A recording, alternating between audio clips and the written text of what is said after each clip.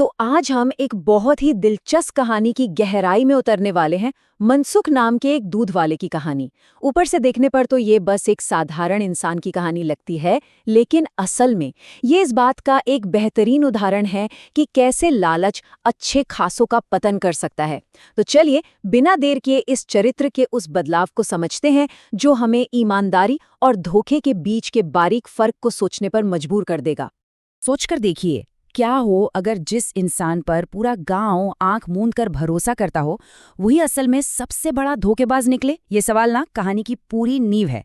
एक ऐसा इंसान जो एक परफेक्ट मुखौटा पहनकर घूम रहा है, वो अचानक इतनी खौफनाक हद तक कैसे गिर जाता है। जाहिर है रातों रात तो ऐसा होता नहीं है, इसके पीछे एक पूरी प्रक्रिया है। अब जरा मनसुख की इस सोच पर गौर कीजिए। ये जो उसका गरीबी का नाटक था ना, ये कोई मजबूरी नहीं थी। ये एक बहुत ही सोची समझी रणनीति थी। उसे पता था कि अगर वो टूटी साइकिल पर चलेगा तो लोग उसे भोला भाला समझेंगे। मतलब वो अपनी पब्लिक इमेज को लेकर हद से ज्यादा सतर्क था और हर एक कदम बहुत नाप तौल कर उठा रहा था। और यहीं से शुरुआत होती है हमारे पहले हिस्से की, ईमानदारी का दिखावा। बाहर वालों के लिए वो क्या था?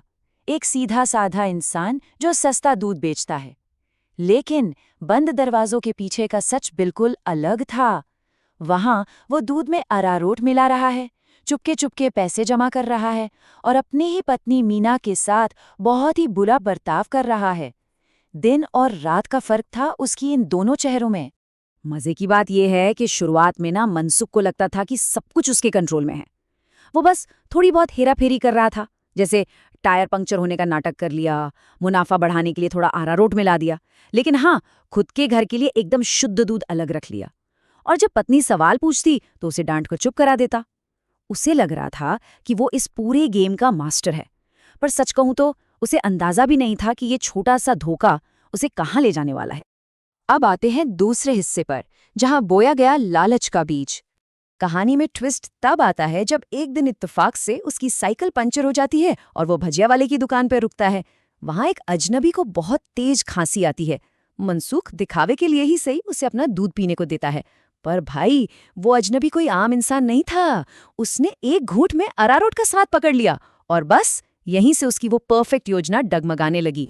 लेकिन वो अजनबी मनसुख को पुलिस के पास ले जाने की बजाय उसे एक ऐसा ऑफर देता है जो उसके होश उड़ा दे। वो गुंडा था और उसने मनसुख को दूध में एक खास तरह का नशीला पाउडर मिलाने को कहा। ये वो टर्निंग पॉइंट था जिसने मनसुख को एक मामूली धोखेबाज से एक खतरनाक अपराधी बनने की कगार पर लाकर खड़ा कर दिया। एक ऐसा लालच जिसे छोड़ना उसके लिए नामुमकिन सा हो गया। और मनसुख ने खुद इस बात को माना भी। सामने से आती लक्ष्मी को भला कौन मना कर सकता है। ये वाक्य साफ बताता है कि अब नैतिकता पूरी तरह से मर चुकी थी। वो जो शुरुआत में एक छोटी सी हेराफेरी थी ना, वो अब एक खौफनाक और अनियंत्रित अपराध में बदल चुकी थी। उसने पूरी तरह से लालच के आगे घुटने टेक दिए थे। इस लालच की रफ्तार देखिए, कैसे ये एक बीमारी की तरह फैलता है।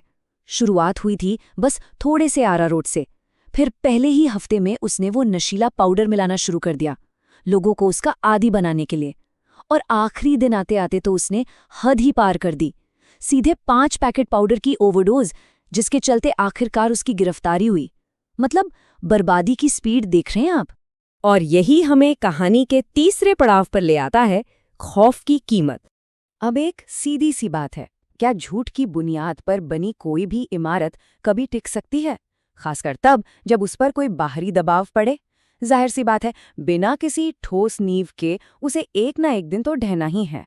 हुआ कुछ यूं कि एक दिन उसकी एक पुरानी ग्राहक सुनीता अपनी भतीजे मनोज से उसे मिलवाती है। मनोज बातों बातों में बताता है कि वो शहर में पुलिस ऑफिसर है। बस इतना सुनना था कि मनसुख के हाथ पैर फूल गए। उसके हाथ से दूध का बर्तन ही छूटकर गिर पड़ा और वो वहां से भाग खड़ा हुआ। अब वो इतना डर चुका था कि ग्राहकों से बचने लगा और कानून की नजरों से छिपने के लिए बीमार होने का नाटक करने लगा। झूठ आपको अंदर से कितना खोखला कर देता है, ये उसका जीता जागता सबूत था। वो घर में छिप रहा था, पत्नी पर अकारण चिल्ला रहा था और डर के मारे उसने अपना वो खास दूध का धंधा भी रोक दिया था। पर दूसरी तरफ मनोज कोई बेवकूफ नहीं था, वो पुलिस वाला था। उसने मनसुख की वो अजीब सी घबराहट और उसका भागना तुरंत नोटिस कर लिया था। मतलब जिस चीज से मनसुख बचना चाह रहा था, उसी डर ने उसे मनोज की नजरों में ला खड़ा किया। इसके बाद शुरू होता है हमारा चौथा भाग, एक घातक गलतफहमी। यहाँ कहानी की सबसे बड़ी विडंबना सामने आती है। मनोज ने एक चाल चली और वापस शहर जाने का नाटक किया। मनसुख तो खुशी के मारे पागल हो गया और तुरंत अपना वो नशीला दूध बनाने की तैयारी करने लगा। लेकिन तभी उसकी पत्नी मीना, जो उसकी रोज रोज की डांट से तंग आ चुकी थी, उसने सोचा कि आज वो खुद ही पति की मदद कर दे।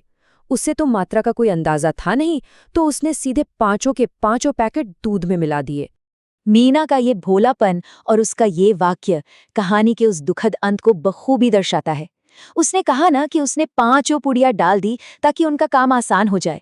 ये साफ दिखाता है कि जब आप अपने सबसे करीबियों से बातें छिपाते हैं तो वो झूठ घूम फिरकर आपको ही खत्म कर देता है। मीना तो बस मदद करना चाह रही थी, पर अनजाने में उसने तबाही को न्योता दे दिया। और अब हम आते हैं इस चर्चा के 5वें और आखिरी भाग पर, लालच की अंतिम कीमत। मनसुख का बुना हुआ जाल अब उसी पर कस चुका था। मनोज की ट्रेन असल में कैंसिल हो गई थी और जब उसने अपनी बुआ के घर वो भारी डोज वाला दूध पिया, उसे तुरंत तेज चक्कर आने लगे। 5 पैकेट पाउडर का नशा इतना तेज था कि अब उस दूध का राज छुपाना नामुमकिन था। मनोज को तुरंत समझ आ गया कि गांव में इस दूध की इतनी डिमांड क्यों है। नतीजा, मनसुख और उसके साथियों की तुरंत गिरफ्तारी।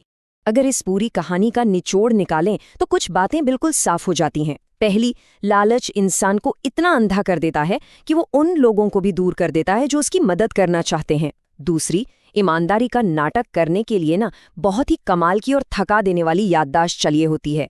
तीसरी बात, अगर अपनों के बीच साफ बातचीत न हो तो कोई भी रिश्ता अंदर से खोखला हो सकता है। और सबसे अहम, कोई भी अनैतिक शॉर्टकट कभी बिना भारी कीमत चुकाए नहीं मिलता।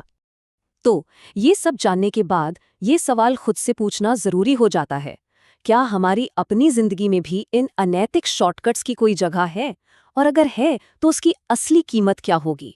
मनसुख की कहानी हमें एक बहुत ही गहरा सबक देके जाती है कि अनियंत्रित लालच अक्सर उसी चीज को बर्बाद कर देता है जिसे इंसान बड़ी चालाकी से बनाने की कोशिश करता है।